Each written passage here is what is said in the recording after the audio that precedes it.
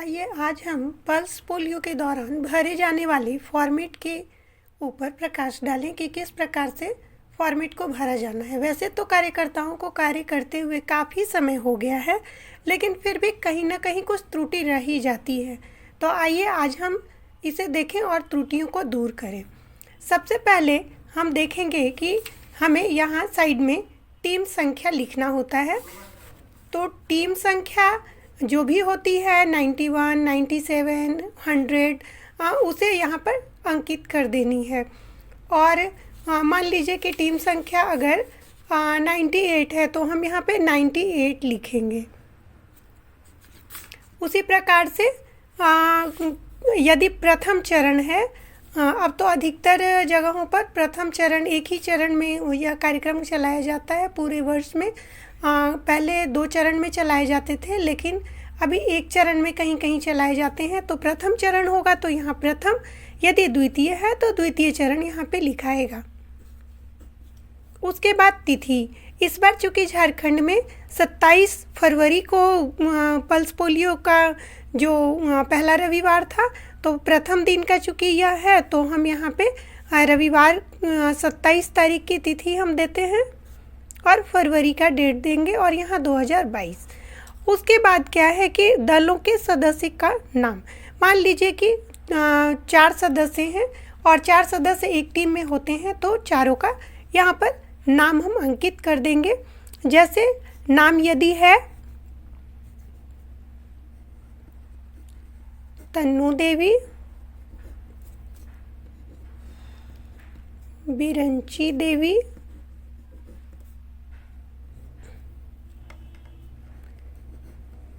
मीना देवी और सोनी देवी, तो यहाँ चारों सदस्य अपना नाम लिखेंगे, चारों सदस्य का नाम। उसके बाद हम देखेंगे कि यह किस विकास खंड में या शहरी क्षेत्र में है। तो यह यदि उनका किसी गांव है या किसी विकास खंड है जिसका नाम है मयूरहंट, तो ये मयूरहंट लिखाएगा यहाँ पे। उसके बाद वह किस शहरी क्षेत्र में आता है, तो वह चतरा जिला के शहरी क्षेत्र में आता है। फिर हम देखते हैं कि जिला का नाम क्या है, तो जिला का नाम है चतरा। और यहाँ पर हम मयूरहंट के बाद इसका जो भी विकास खंड होगा, शहरी क्षेत्र होगा, उसका नाम हम लिखते हैं, वो तो हमने कर लिया। फिर से बूथ का नाम और टीम का कार्यस्थल। तो बूथ का नाम, जो भी बूथ का नाम होता है, मान लीजिए कदगावा कला है तो कदगावा कला बूथ या कार्यस्थल यहाँ हम लिखेंगे। पर्यवेक्षक का नाम, पर्यवेक्षक का नाम यदि सुशीला कुमारी है तो यहाँ पर्यवेक्षक का नाम सुशीला कुमारी लिखा जाएगा और यह सारी सूचनाएं टीम के मेंबरों के द्वारा भरा जाएगा। फिर देखेंगे कि उद्घाटन का समय।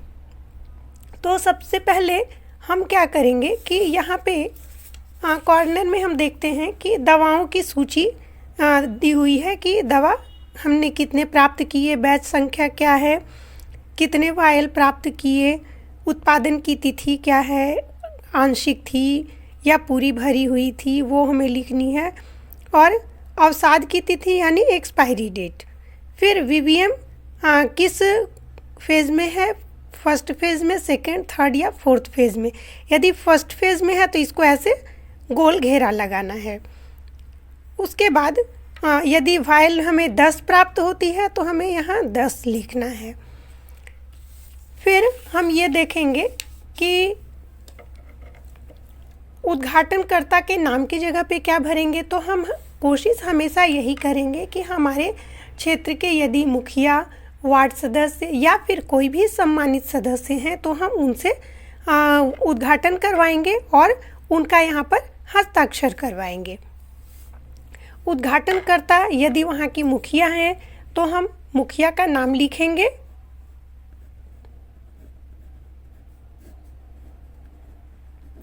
और फिर उनसे उद्घाटन करवाएंगे और यहाँ हस्ताक्षर करवाएंगे। फिर जब हम देना शुरू करते हैं तो यहाँ 5 वर्ष से कम आयु के प्रतिरक्षित बच्चों की संख्या दी हुई है। तो हम यहाँ पे 5 वर्ष से कम आयु के प्रतिरक्षित बच्चों की संख्या में हम दवा पिलाएंगे, फिर उसके नाखून पर अंकित करेंगे और नाखून पे हम निशान लगाएंगे और फिर हम यहाँ टिक लगाते जाएंगे इस प्रकार से। और यदि कोई बच्चे हैं जो कि 5 वर्ष से अधिक वर्ष के उम्र के बच्चे हैं और उन बच्चों के साथ आए हैं, तो हम क्या करते हैं कि उन्हें भी दे देते हैं। तो अधिक उम्र के बच्चों को नहीं देंगे, लेकिन जिन्होंने अभी अभी 5 वर्ष पूरा किया है और 6 वर्ष से कम आयु के बच्चे हैं और वे साथ में हैं, तो वैसे कुछ बच्चों को हम दे सकते हैं। तो उसे हम इसमें अंकित करेंगे इस प्रकार से।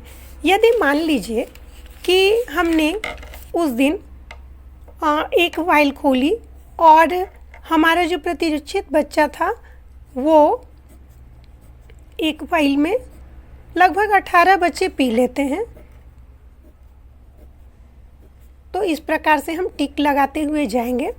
और इस प्रकार से टिक लगाते हुए हम देखते हैं कि यह हमारी जो संख्या है वह यदि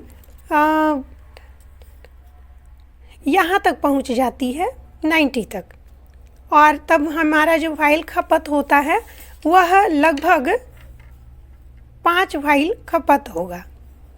तो हम 5 खाली वाइल को यहाँ लिखेंगे, यानी 5 वाइल हमारा खपत हो गया है। और यदि 5 पूरा भरा हुआ है, आंशिक नहीं है, तो यहाँ 0 लिखेंगे। और वापस भी हम आंशिक नहीं कर रहे हैं तो यहाँ 0 लिखेंगे।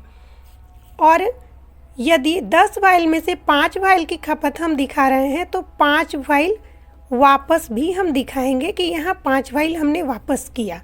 इस प्रकार से ये सूचनाएं अंकित होंगी। उसके बाद आरंभ करने का जो समय है वो हम अवश्य लिखेंगे कि कब।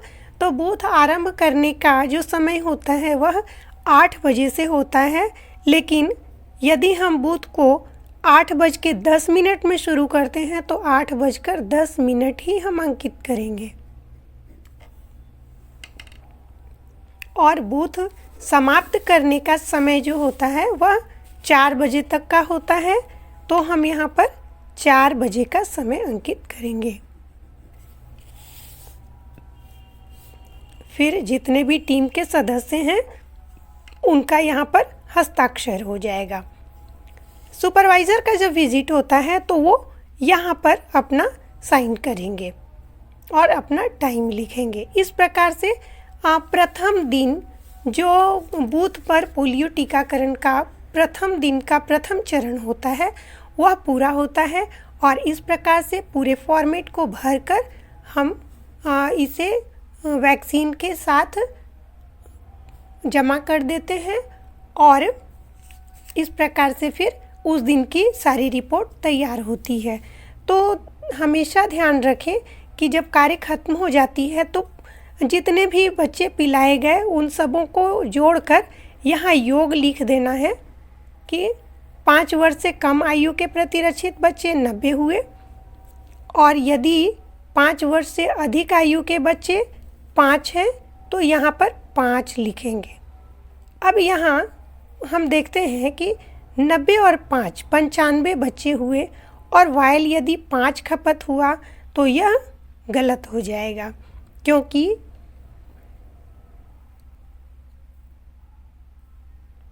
5 बच्चे यानी 95 यानी यदि एक वाइल में 18 खपत हो रहे हैं तो निश्चित ही एक और आंशिक वाइल भी खुलेंगे। खपत वाइलों की सही सूचना अंकित करना बहुत ही ज़रूरी होता है। जब हम देखते हैं कि यहाँ 95 बच्चों को हमने पोलियो का दवा पिलाया और यहाँ पर हम प्राप्त वाइल किए थे 10, तो 10 वाइल जब हमने प्राप्त किया तो 5 पूरा खपत होगा और एक आंशिक। तो जब हम वापस करेंगे तो 5 खाली वाइल वापस करेंगे, 4 भरा हुआ वापस करेंगे और एक आंशिक वापस करेंगे। और इस प्रकार से हम प्राप्त वाइल की सूचना भी हम अंकित करेंगे ताकि रिपोर्ट राइटिंग में परेशानी ना हो। यह तो हुई पहले दिन की कार्य योजना और कार्य करने के बाद का जो रिपोर्टिंग था वो। उसके बाद हम देखेंगे दूसरे दिन हाउस टू हाउस विजिट जो होता है उसके दौरान हम किस प्रकार से सूचनाएं अंकित करेंगे।